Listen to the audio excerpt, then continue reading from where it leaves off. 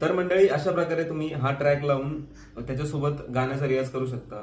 याची link description मध्ये आहे किंवा स्वप्नील घाटोळे या युट्यूब चॅनलवर तुम्ही जा, तिथे तुम्हाला अशी लिंक सापडेल, त्यासोबत तुम्ही गाण्याची प्रॅक्टिस करू शकता.